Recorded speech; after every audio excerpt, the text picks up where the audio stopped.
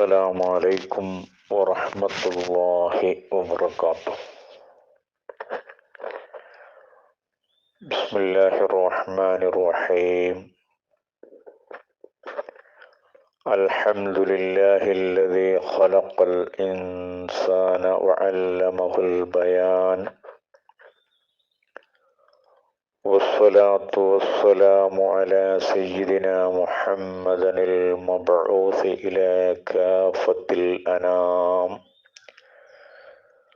وعلى آله وصحبه الذين نشروا الدين بين الأمم، والذين اتبعوهم بإحسان إلى يوم الثواب والألم. أما بعد. സ്നേഹമുള്ള, ആദരവുള്ള, ബഹുമാനമുള്ള ശ്രോതാക്കളെ, നാം ഇന്നിവിടെ വിശുദ്ധ ഖുർആനിൻ്റെ ഒരു വിശദമായ ആഴത്തിലുള്ള ഒരു ചർച്ചയിലേക്ക്, ക്ലാസ്സിലേക്ക് കാലെടുത്ത് വെക്കുകയാണ്. വിശുദ്ധ ഖുർആനിനെ സംബന്ധിച്ചിടത്തോളം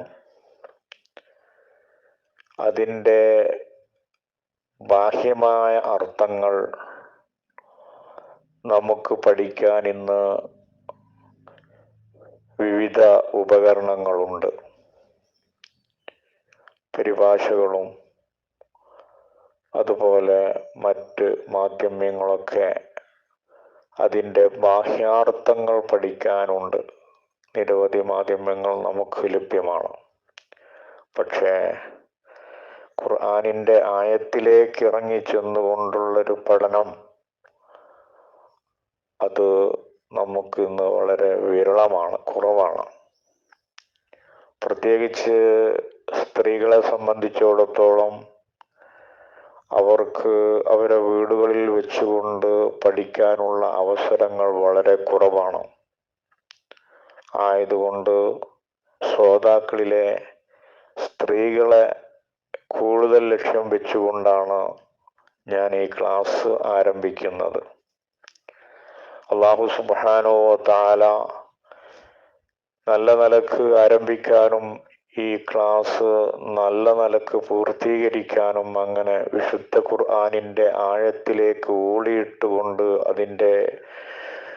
അതിലുള്ള മുത്തുകൾ വാരിയെടുക്കാൻ സർവശക്തനായ അല്ലാഹു സുബ്ഹാനഹു വ തആല നമുക്ക് തൗഫീക്ക് നൽകുമാറാവട്ടെ.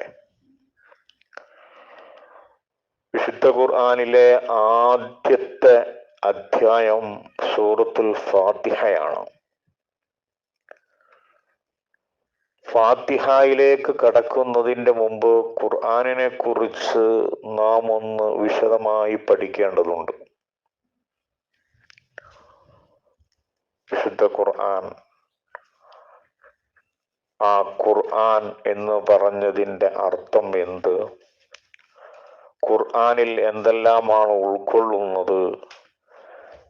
ഖുർആനിൽ നാസിഖുണ്ട്, ദുർബലപ്പെടുത്തുന്ന ആയത്തുകളുണ്ട്, ദുർബലപ്പെടുത്തപ്പെട്ട ആയത്തുകളുണ്ട്. ഇങ്ങനെ ഖുർആനിലുള്ള ഉള്ളടക്കത്തെക്കുറിച്ച് ആദ്യം ഒന്ന് പൊതുവായി നമുക്ക് മനസ്സിലാക്കേണ്ടതുണ്ട്. അതുപോലെ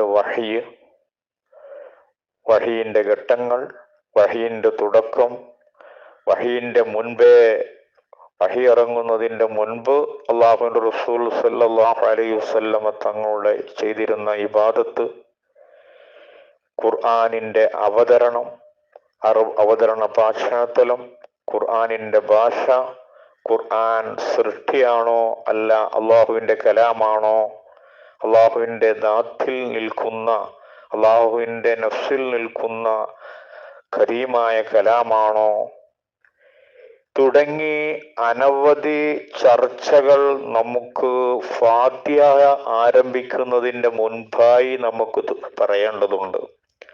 സർവശക്തനായിരിക്കുന്ന അല്ലാഹു സുബ്ഹാനഹു വ തആല നമുക്കതിന് തൗഫീഖ് നൽകുമാറാവട്ടെ.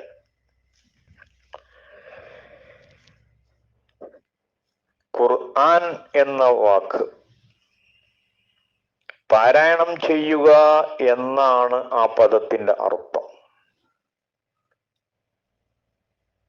ഖറഅ എന്ന അറബി പദത്തിന്റെ മസ്ദറാണ് ഖുർആൻ എന്ന് ഒരു വിഭാഗം പണ്ഡിതന്മാർ പറയുന്നുണ്ടെങ്കിലും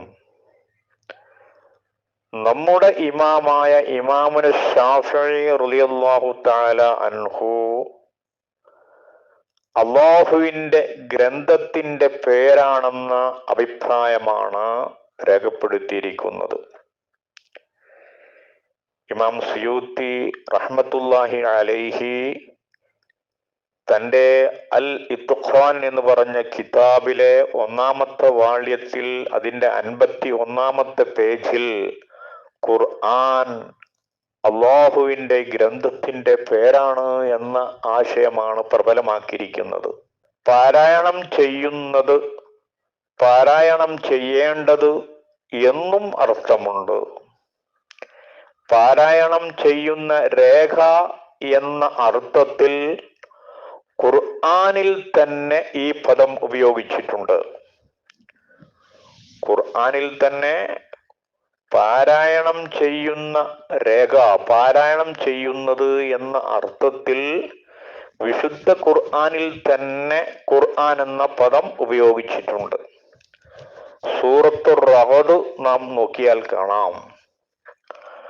വലൗ അന്ന ഖുർആനൻ സുയ്യിറത് ബിഹിൽ ജിബാലു ഔ ഖുത്തിഅത് ബിഹിൽ അർളു ഔ കുല്ലിമ ബിഹിൽ മൗതാ ബൽ ലില്ലാഹിൽ അംറു ജമീഅ എന്ന ആയത്ത് സൂറത്തുർ റഅദിലെ 31-ാമത്തെ ആയത്താണത്. അവിടെ കണ്ടോ, വലൗ അന്ന ഖുർആനൻ സുയ്യിറത് ബിഹിൽ ജിബാലു, തീർച്ചയായും ഖുർആൻ മൂലം പർവ്വതങ്ങൾക്ക് സ്ഥാനചലനം ഉണ്ടാകുകയോ ഔ ഖുത്തിഅത് ബിഹിൽ അർളു, അല്ലെങ്കിൽ ഭൂമി തുണ്ടം തുണ്ടമായി മുറിക്കപ്പെടുകയോ ഔ കുല്ലിമ ബിഹിൽ മൗതാ, അല്ലെങ്കിൽ മരണപ്പെട്ടവർ സംസാരിക്കുകയോ ചെയ്താലും ആ അവിശ്വാസികൾ വിശ്വസിക്കുകയില്ല. ഖുർആൻ കൊണ്ട് പർവ്വതങ്ങൾ അതിന് സ്ഥാനചലനം വന്നാലും, അത് സഞ്ചരിച്ചാലും, ഭൂമികൾ തുണ്ടം തുണ്ടമായി മുറിക്കപ്പെട്ടാലും, മരണപ്പെട്ടവർ സംസാരിച്ചാൽ പോലും, ഇങ്ങനത്തെ അമാനുഷ്യതകൾ കാണിച്ചു കൊടുത്താൽ പോലും ആ അവിശ്വാസികൾ വിശ്വസിക്കുകയില്ല എന്നാണ് ഈ ആയത്തിന്റെ അർത്ഥം. ഇവിടെ കണ്ടോ, വലൗ അന്ന ഖുർആനൻ, ഇവിടെ ഖുർആൻ എന്നുള്ളത് ഓതപ്പെടുന്ന, പാരായണം ചെയ്യുന്ന രേഖ, അതാ പാരായണം ചെയ്യുന്നത് ഖുർആൻ എന്ന അർത്ഥത്തിന് സൂറത്തുർ റഅദിൽ അല്ലാഹു സുബ്ഹാനഹു തആല ഉപയോഗിച്ചിട്ടുണ്ട്. മൊത്തത്തിൽ പൂർവിക വേദഗ്രന്ഥങ്ങളിൽ നിന്നും തികച്ചും വ്യത്യസ്തമാണ് വിശുദ്ധ ഖുർആൻ. അതിലെ ഓരോ പദങ്ങളും അന്ത്യനാൾ വരെയുള്ള കോടിക്കണക്കായ വിശ്വാസികൾ ആവർത്തിച്ച് പാരായണം ചെയ്യുകയും അവരുടെ ഹൃദയമാകുന്ന മാണിക്യ കൊട്ടാരത്തിൽ സൂക്ഷിച്ച് ജീവിതം അതനുസരിച്ച് ക്രമപ്പെടുത്തുകയും ചെയ്യേണ്ടതിനാണ് അവസാന വേദഗ്രന്ഥം ഖുർആൻ എന്ന നാമകരണം ചെയ്യപ്പെട്ടത്. അവസാന വേദഗ്രന്ഥത്തിന് ഖുർആൻ എന്ന് നാമകരണം ചെയ്യപ്പെട്ടത്. ഓതപ്പെടുന്നത് അവസാന കാലം വരെ ഇതിന്റെ പദങ്ങളും അക്ഷരങ്ങളും പാരായണങ്ങളും ഒക്കെ നിലനിൽക്കണം. അപ്പൊ ആവർത്തിച്ച് ഓതിക്കൊണ്ടേയിരിക്കണം. അങ്ങനെ നിലനിൽക്കാനാണ്, അവസാന കാലഘട്ടം വരെ നിലനിൽക്കാനാണ് ഖുർആൻ എന്നുള്ള ഈ പദം തന്നെ ഓതപ്പെടുന്നത് പാരായണം ചെയ്യുന്നത്, പാരായണം ചെയ്യേണ്ടത്, പാരായണം ചെയ്യുന്ന രേഖ എന്ന അർത്ഥത്തിൽ ഉപയോഗിക്കാനുള്ള കാരണം നാം മനസ്സിലാക്കണം. വിശുദ്ധ ഖുർആനിൽ 43 തവണ അൽ ഖുർആൻ എന്നുള്ള പദം ഉപയോഗിച്ചിട്ടുണ്ട്.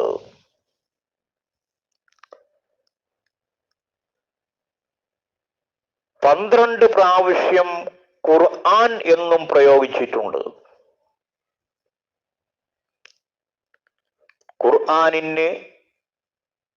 ഖുർആനിൽ തന്നെ ഫുർഖാൻ എന്നും ഖുർആനിനെ കുറിച്ച് പരിചയപ്പെടുത്തിയിട്ടുണ്ട്. സൂറത്തുൽ ബഖറയിലെ 53-ാമത്തെ ആയത്തിൽ വിശുദ്ധ ഖുർആനിനെ കുറിച്ച് ഫുർഖാൻ എന്ന് പരിചയപ്പെടുത്തുന്നുണ്ട്. സൂറത്തുൽ ബഖറയിലെ 53-ാമത്തെ ആയത്തിൽ വിശുദ്ധ ഖുർആനിനെ കുറിച്ച് ഫുർഖാൻ എന്ന് പറഞ്ഞിട്ടുണ്ട്. വൈദ് ആതൈനാ മൂസൽ കിതാബ വൽ ഫുർഖാന ലഅല്ലകും തഹ്തദൂൻ.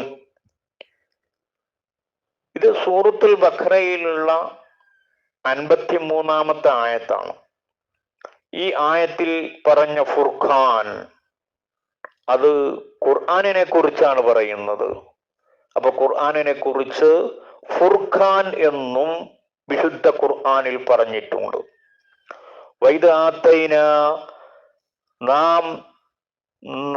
നാം നൽകിയിരിക്കുന്നു. മൂസ നബി അലൈഹി സ്വലാത്തു വസ്സലാമിനിക്ക് നൽകിയ സന്ദർഭം അൽ കിതാബിനെ നൽകിയിരിക്കുന്നു. വൽ ഫുർഖാന ഫുർഖാനിനെയും സത്യവും അസത്യവും വേർതിരിക്കുന്നത് എന്നാണ് ഫുർഖാൻ എന്ന് പറഞ്ഞ പദത്തിന്റെ ഭാഷാർത്ഥം. സത്യവും അസത്യവും വേർതിരിക്കുന്ന പ്രമാണം ഖുർആൻ. എന്തിനാണ് കിതാബ് മൂസാ നബിക്ക് നൽകിയത്? അതുപോലെ സത്യവും അസത്യവും വേർതിരിക്കുന്ന ഖുർആൻ നിങ്ങൾക്ക് നൽകിയത് എന്തിനാണ്? ലഅല്ലകും തഹ്തദൂൻ, നിങ്ങൾ സന്മാർഗം പ്രാപിക്കാൻ വേണ്ടി, നിങ്ങൾ സന്മാർഗത്തിലെ ആവാൻ വേണ്ടിയാണ് ഫുർഖാൻ നിങ്ങൾക്ക് നൽകിയിരിക്കുന്നതെന്ന് വിശുദ്ധ ഖുർആനിൽ പറഞ്ഞതായിട്ട് കാണാം. ഇങ്ങനെ ഖുർആൻ എന്നുള്ള പദം ഖുർആനിൽ 12 പ്രാവശ്യവും അൽ ഖുർആൻ എന്നുള്ളത് 43 പ്രാവശ്യവും ഫുർഖാൻ എന്ന് ഖുർആനിനെ കുറിച്ച് പല സ്ഥലങ്ങളിലും പറഞ്ഞിട്ടുണ്ട്. ഫുർഖാൻ എന്നാൽ സത്യവും അസത്യവും വേർതിരിക്കുന്നത് എന്നാണ് അതിൻ്റെ അർത്ഥം. ഒരു സത്യവിശ്വാസിയെ സംബന്ധിച്ചിടത്തോളം സത്യവും അസത്യവും വേർതിരിക്കാനുള്ള മാനദണ്ഡം വിശുദ്ധ ഖുർആനാണല്ലോ. കാരണം വിശുദ്ധ ഖുർആനിലുള്ള നിർദ്ദേശങ്ങളെല്ലാം നന്മയും വിരോധനകളെല്ലാം തിന്മയുമാണ്. അപ്പോ സത്യവും അസത്യവും വിശുദ്ധ ഖുർആൻ കൊണ്ട് വേർതിരിക്കുന്നുണ്ട്. ആയതുകൊണ്ടാണ് ഖുർആനിന് ഫുർഖാൻ എന്നും നാമം പറയാനുള്ള കാരണം. അപ്പൊ ഖുർആനിന് ഫുർഖാൻ എന്നുള്ള നാമവും ഉപയോഗിക്കാറുണ്ട് എന്ന് മനസ്സിലായി. ഇതുപോലെ ഫുർഖാൻ എന്നുള്ള നാമമല്ലാത്ത മറ്റ് നാമങ്ങളും ഖുർആനിനെ കുറിച്ച് വിശുദ്ധ ഖുർആനിൽ ഉപയോഗിച്ചിട്ടുണ്ട്. കിതാബ് എന്ന് ഖുർആനിനെ കുറിച്ച് ഉപയോഗിച്ചിട്ടുണ്ട്. സൂറത്തുൽ ബഖറയിൽ തന്നെ കാണാം, അലിഫ് ലാം മീം ദാലിക്കൽ കിതാബു ലാ റൈബ ഫീഹ്. ആ ദാലിക്കൽ കിതാബു എന്ന് പറഞ്ഞത് കിതാബ് ഖുർആനിനെ കുറിച്ചാണ് പറയുന്നത്. അതുപോലെ ദിക്ർ എന്ന ഉത്ബോധനം എന്ന അർത്ഥത്തിന് വരുന്ന ദിക്ർ എന്ന് വിശുദ്ധ ഖുർആനിനെ കുറിച്ച് ഖുർആനിൽ തന്നെ പറഞ്ഞിട്ടുണ്ട്. ഇന്ന നസ്സൽനൽ ദിക്റ വ ഇന്നാ ലഹു ലഹാഫിളൂൻ. അവിടെ നസ്സൽന ദിക്ർ കൊണ്ട് ഉദ്ദേശം ഖുർആനാണോ?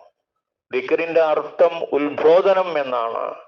അപ്പോ ഉത്ബോധനം എന്ന അർത്ഥത്തിന് ഖുർആൻ എന്ന് വിശുദ്ധ ഖുർആനിൽ വന്നിട്ടുണ്ട്. അതുപോലെ നൂറ് എന്ന് ഖുർആനിനെ കുറിച്ച് ഉപയോഗിച്ചിട്ടുണ്ട്. പ്രകാശം എന്നാണ് നൂറിന്റെ അർത്ഥം.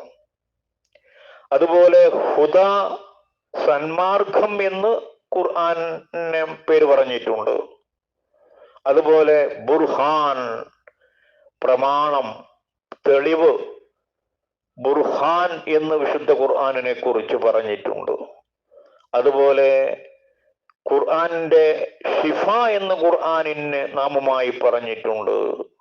ഇങ്ങനെ ഖുർആനിന് ഖുർആൻ എന്നല്ലാത്ത മറ്റ് നാമങ്ങളും വിശുദ്ധ ഖുർആനിൽ തന്നെ പറഞ്ഞിട്ടുണ്ട്. ഫുർഖാൻ, കിതാബ്, ദിക്ർ, നൂറ്, ഹുദ, ബുർഹാൻ, ഷിഫ.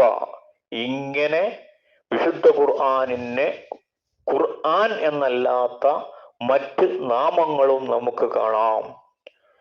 അല്ലാഹു സുബ്ഹാനഹു വ തആല ഖുർആനിനെ വിശദമായി പഠിക്കാനും അതനുസരിച്ച് ജീവിതത്തിൽ പകർത്താനും നമുക്ക് തൗഫീഖ് നൽകുമാറാവട്ടെ. ഈ ക്ലാസിന്റെ ഒരു തുടക്കമാണിത്. ഇൻഷാ അല്ലാഹ് ഇങ്ങനെ വിശദമായി ഖുർആനിനെ കുറിച്ച് നമുക്ക് പഠിക്കണം. അല്ലാഹു തൗഫീഖ് നൽകുമാറാവട്ടെ. നാം ഈ കേട്ടതും ഈ പറഞ്ഞതൊക്കെ അല്ലാഹു ഒരു സ്വാലിഹായ അമലായി നമ്മിൽ നിന്ന് അല്ലാഹു സ്വീകരിക്കുമാറാവട്ടെ. നമ്മിൽ നിന്ന് മരണപ്പെട്ടു പോയവരുടെ ഹളറത്തിലേക്ക് ഈ ഇൽമിന്റെ സവാബ് അല്ലാഹു എത്തിച്ചു കൊടുക്കുമാറാവട്ടെ. വആഖിറു ദഅവാന അനിൽ ഹംദുലില്ലാഹി റബ്ബിൽ ആലമീൻ. അസ്സലാമു അലൈക്കും വറഹ്മത്തുള്ളാഹി വബറകാതുഹു.